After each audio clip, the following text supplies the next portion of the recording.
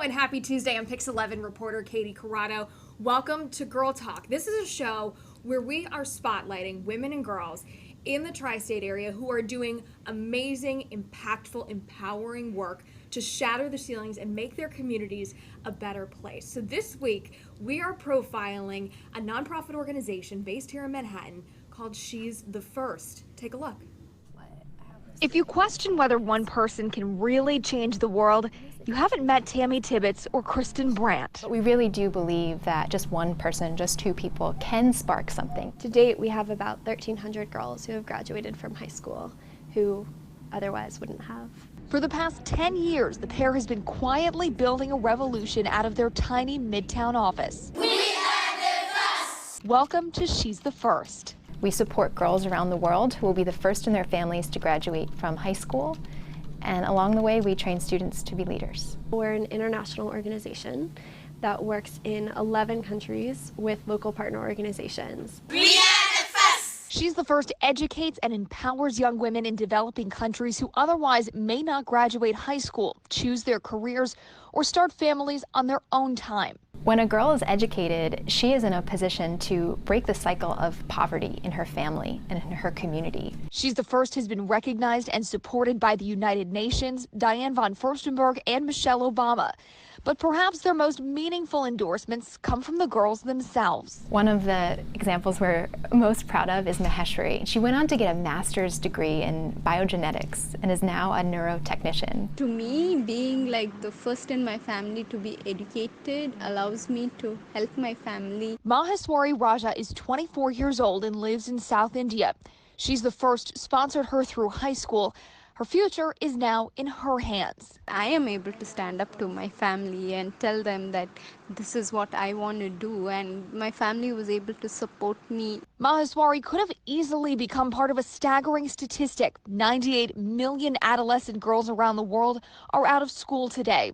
But She's the First is proof that if you want to spark change, start by putting more girls in classrooms. Educating a young woman is the ultimate ripple effect. Talent is universal, but opportunity is not. Whether you are a girl in New York, in Nairobi, or in Bangalore, you should have the opportunity to decide what it is that your future holds. Talent is universal, opportunity is not. So very true. I am joined now by the co-founder of She's the First, Tammy Tibbetts, and Alvi Rashid, who is the program coordinator for She's the First. Welcome to you both. And thanks for having us. You know, it's so nice to see you again, Tammy. I mean, I've known you for 10 plus years, and I've watched this organization grow from this idea that you had when you left magazines to now, 10 years? Yeah, we're celebrating 10 years this fall. So let's just go back to the beginning and talk about how this idea sort of came to fruition and how it's gone from where it is now to 10 years later. What was the impetus for this? Yeah, well, the guiding light for She's the First has always been the same. We're fighting for a world where every girl can choose her own future. And when we started out 10 years ago in 2009, social media was on the rise. Mm-hmm. I was 23, so the team was under the age of 23. And what did we have at our disposal but our Facebook page and a bunch of friends who wanted to make a global impact.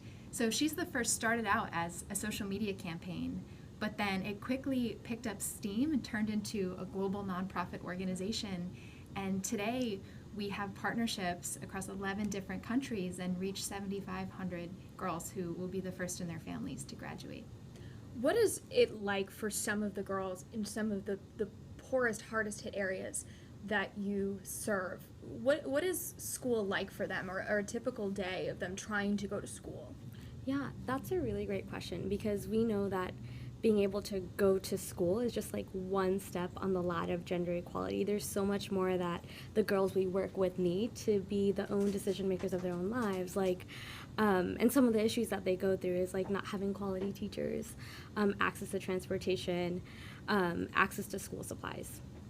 Wow. So are there some girls who they simply cannot go to school, or they don't have the supplies, or it's that difficult? In some places, yes, but I think what we've noticed is most of the world does struggle with quality education, and that's kind of where one of our focus. I know that some of the native New Yorkers out there can relate. I went to high school in Brooklyn, and sometimes we would have to share a textbook amongst 3 people. So I know that there are people who can relate to the students that we work with.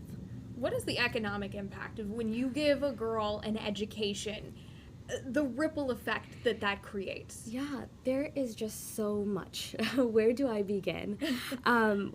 Right now, we're not tapping into the full potential of half of our global community, right? Half of our global workforce. And because of that, like, the global economy is losing $30 trillion a year. $30 That's trillion? huge. Yeah, and we know that when a girl is educated, she makes twice as much as her peers that don't finish their school and are not able to go to college. Like Tammy said, they're breaking the cycle of poverty. And we know that educated girls get to decide when and if they want to become mothers.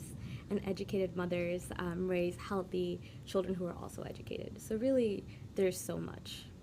When we were doing the story back in January, Tammy, I think there was some sort of comment somebody had made on one of the posts, something to the effect of, like, we need to educate everybody. We shouldn't just educate girls. Like, there is some pushback that you get.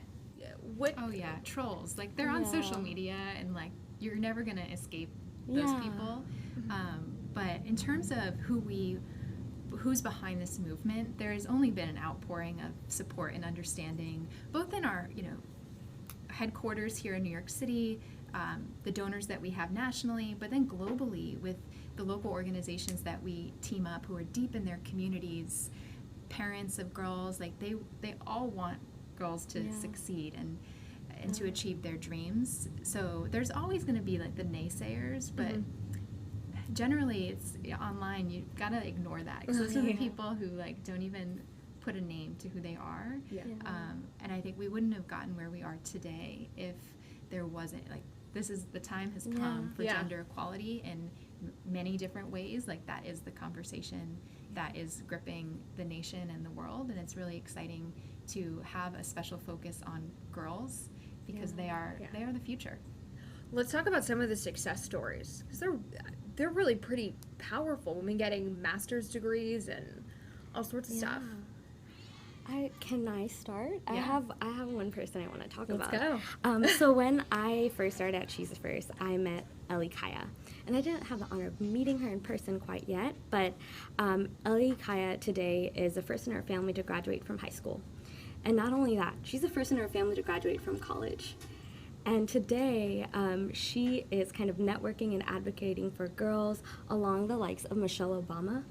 And she's paying it forward by being a mentor at the program our partner program that she's a part of in Tanzania, by mentoring young girls who are also the first in their families to go to high school, which is really cool.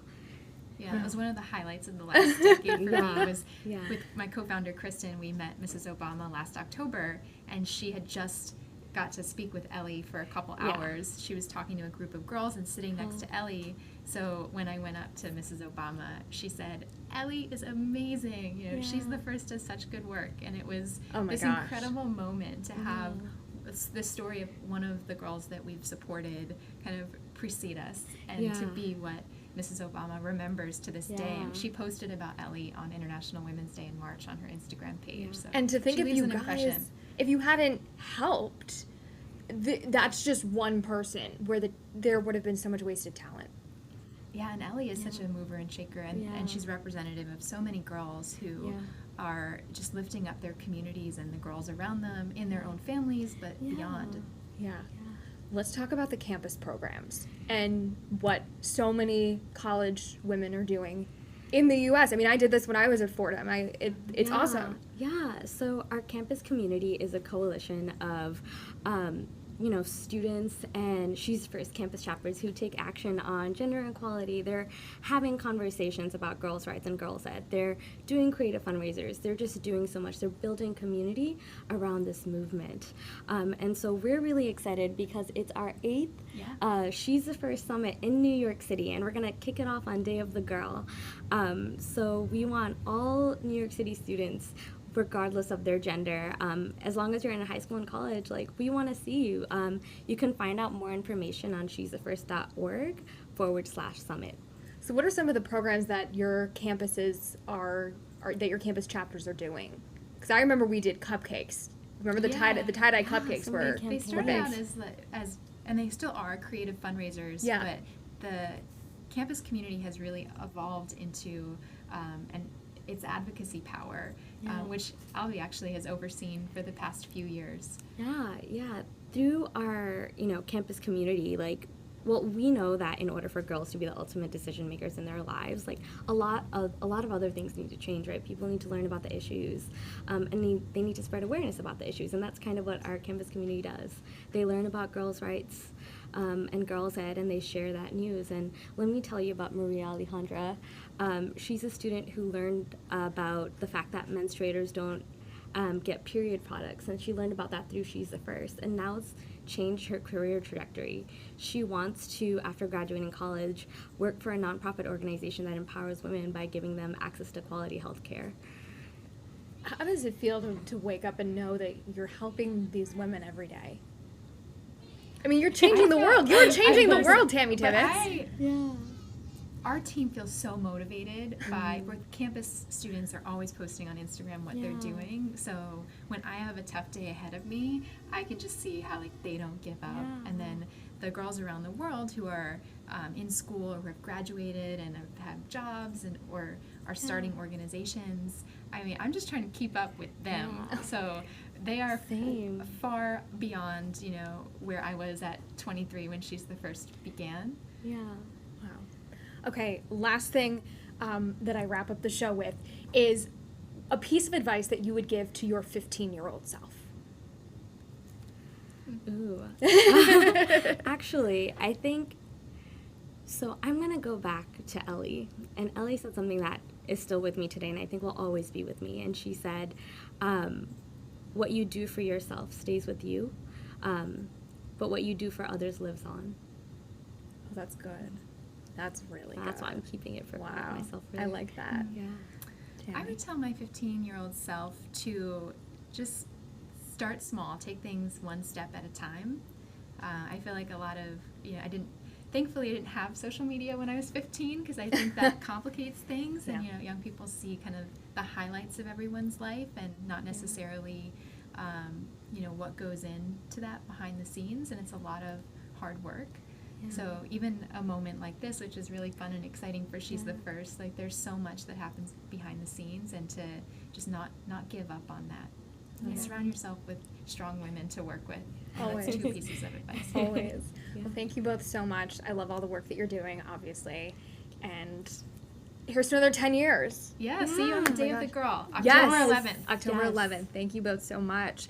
And if you want to nominate somebody, we want to know if you know somebody or if you are somebody who is a strong woman in the New York City community, please nominate her to be on Girl Talk. You can reach out to me on social media. Those are all the avenues. I check all of them. I'm very connected. So please reach out. We want to hear from you. That is it for this week's episode of Girl Talk. We will see you back here in 2 weeks. Have a great day, everybody.